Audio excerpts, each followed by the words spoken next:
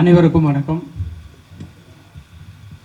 இந்த விழாவிற்கு சிறப்பு விருந்தினராக வருகை தந்து அமர்ந்திருக்கிற மத்திய அமைச்சர் அண்ணன் எல் முருகன்ஜி அவர்களே மற்றும் இங்கே வருகை தந்திருக்கிற அனைத்து பெருமக்களே, உங்கள் அனைவருக்கும் என்னுடைய முதற்கண் வணக்கத்தை தெரிவித்துக் கொள்கிறேன். 5 வருடங்களுக்கு முன்பு மூக்குத்தி அம்மன் அப்படின்னு ஒரு படம் எடுக்கணும்னு அருமை நண்பர் ஆர்ஜே பாலாஜி வந்து என்னை அப்ரோச் பண்ணி அந்த படத்தினுடைய கதையை சொன்னார். எங்களுடைய குடும்பத்தினுடைய குலதெய்வம் வந்து மூக்குத்தி அம்மன். அதை அவர் பேர் சொன்ன உடனே எனக்கு அது ரொம்ப பிடிச்சி போய் உடனே ஆரம்பிக்கலாம் அப்படின்னு சொன்னேன். அப்போ அம்மனாக நடிக்கிறதுக்கு யாரை கூப்பிடலாம் அப்படின்னு முடிவு பண்ணும்போது த ஒன் அண்ட் ஒன்லி ஒரே சாய்ஸ் சொன்னது நயன்தாரா அவர்கள். உடனே அவர் அப்ரோச் பண்ணோம். அவங்களும் உடனே அதுக்கு ஒத்துக்கிட்டு வந்து மூக்குத்தி அம்மனாவே அந்த படத்தில் வாழ்ந்தாங்க. அந்த படம் மக்களிடையே பெரிய எதிர்பார்ப்பு கொடுத்துச்சு. அந்த படம் அடுத்து ஒரு 5 வருடங்கள் ஆயிடுச்சு. அதுக்கப்புறம் நானும் அம்மன் படம் ஏதாவது வரும் அப்படின்னு பார்த்துட்டு இருந்தேன். வரா மாதிரி இல்லை. பேன் இந்தியாவாக ஒரு படம் பண்ணணும். அம்மன் படம் எதுவுமே வரல, இங்கே இந்தியாலேயும் வரல, எதுலேயுமே வரல. அதனால் ஏன் நம்ம வந்து மூக்குத்தி அம்மன் 2 பண்ணக்கூடாது அப்படின்னு எங்கள் டீம், வேல்ஸ் டீமோட ஒரு டிஸ்கஷன் நடந்தப்போ இந்த ஃப்ரான்ச்சைசி அப்படின்னு அம்மனுடைய ஃப்ரான்ச்சைசி யாரை வச்சு இதை டைரக்ட் பண்ணலாம் அப்படின்னு நினைக்கும்போது the one and only Sundar C sir தான் இந்த படத்துக்கு. அதாவது அவர் இப்போ வந்து அவரை வந்து ஃப்ரான்ச்சைசி கிங்குன்னே சொல்லலாம். ஏன்னா அரண்மனை அண்டு கலகலப்பு இதெல்லாம் 5, 6 அப்படின்னு எடுத்துகிட்டு போயிட்டே இருக்காரு. அதுவும் எல்லாமே வெற்றி படமாக எடுத்துகிட்டு போயிட்டுருக்காரு. ஸோ உடனே அவரை போய் அப்ரோச் பண்ணி இந்த மாதிரி சார் மூக்குத்தி அம்மன் 2 பண்ணணும் அப்படின்னு கேட்டேன். உடனே எனக்கு ஒரு 1 month டைம் கொடுங்க அப்படின்னு சொன்னார். 1 month முடிஞ்சு ஒரு ஸ்கிரிப்டோடு வந்து ஒரு 3 மணி நேரம் நரேட் பண்ணார். நான் இது வரைக்கும் அந்த மாதிரி ஒரு கதை கேட்கல. ரொம்ப பிரமாதமாக இருந்துச்சு. உடனே சார் நான் நயன் மேடம் கிட்ட பேசிடுறேன், அவங்க டேட் எப்போ கொடுக்குறாங்களோ அப்போ போயிடலாம் அப்படின்னு சொல்லி அது ஒரு சார் சொல்லும்போதே வந்து சார் இதை ஒரு சின்ன படமாக பண்ணால் சரியாக வராது சார், இது ஒரு மிகப்பெரிய படம், பேன் இந்தியாவா ஹிந்தி, தெலுங்கு, கன்னடம் எல்லாத்துலேயும் சேர்த்து பெருசாக பண்ணணும் அப்படின்னு சொன்னார். நானும் ஓகே சார் அப்படின்னு சொல்லி பட்ஜெட் என்னன்னு கேட்டேன். 3 விரலில் காமிச்சார். 3 டிஜிட்டில் தான் சார் இதை பண்ணணும், இல்லைன்னா பண்ண முடியாது சார், அப்போ தான் இது நல்லாயிருக்கும் அப்படின்னாரு. அவர் மேலே எனக்கு ரொம்ப நம்பிக்கை இருக்குது. நிச்சயமாக ஒரு நல்ல படத்தை கொடுப்பாரு, ஒரு பேன் இந்தியா படம் வரும் அப்படின்னு.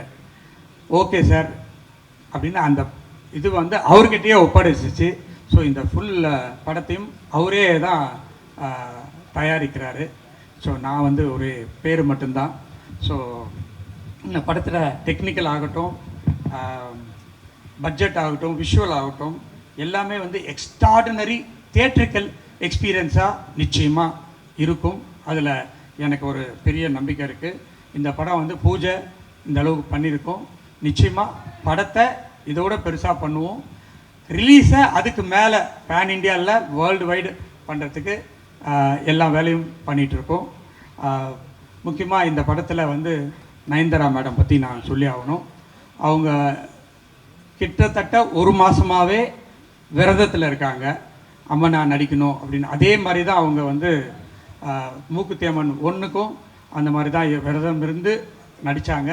இப்போ 1 வாரமாக அவங்க மட்டும் இல்லை, அவங்க வீட்டில் அவங்க குழந்தைங்க எல்லாமே விரதத்தில் இருக்காங்க, இப்போ வந்துக்கிட்டே இருக்காங்க. ஸோ உண்மையாகவே இந்த படத்தில் அவங்க ஒரு அம்மனாகவே வாழ போகிறாங்க அப்படின்றது தான் நான் சொல்லணும்.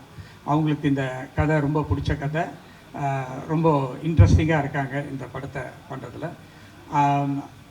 பழைய 1 படத்தில் ஊர்வசி மேடம் நடித்தாங்க. இந்த படத்துலேயும் அவங்க அம்மாவை நடிக்கிறாங்க.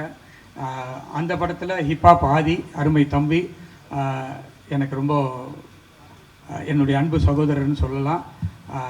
அவர் தான் அந்த ஃபஸ்ட்டு படத்தை மியூசிக் போட்டார். சாரி, போடல,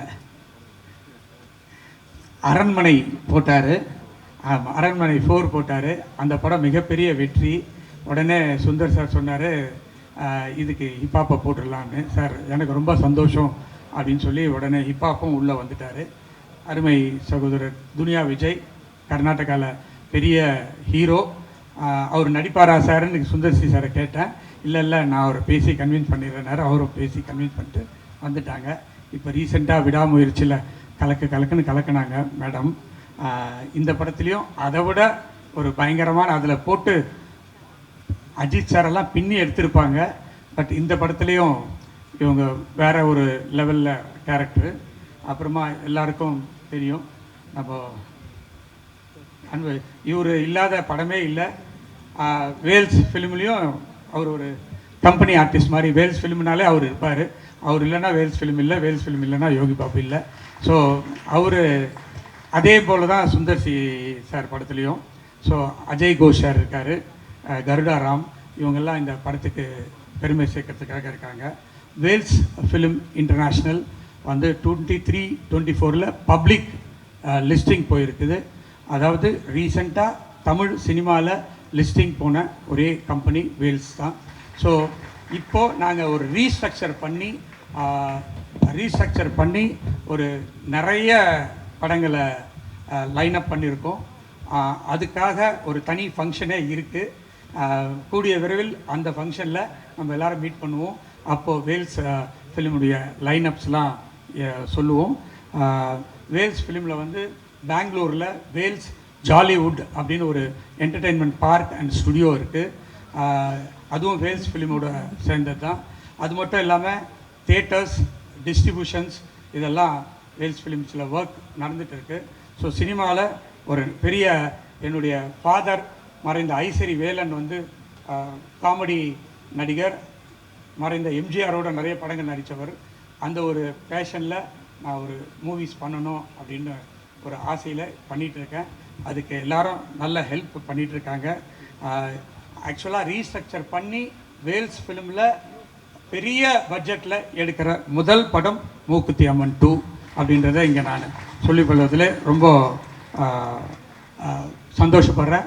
வேல்ஸ் ஃபிலிம் இன்டர்நேஷ்னலோடு சேர்ந்து ஐவிவி, ஆவணி, ரவுடி பிக்சர்ஸ் எல்லோரும் சேர்ந்து இந்த படத்தை தயாரிக்கிறதுல எனக்கு மிக்க மகிழ்ச்சி. இந்த விழாவுக்கு வந்த அனைவருக்கும் என்னுடைய மனமார்ந்த நன்றியை தெரிவித்து விடைபெறுகிறேன். நன்றி, வணக்கம்.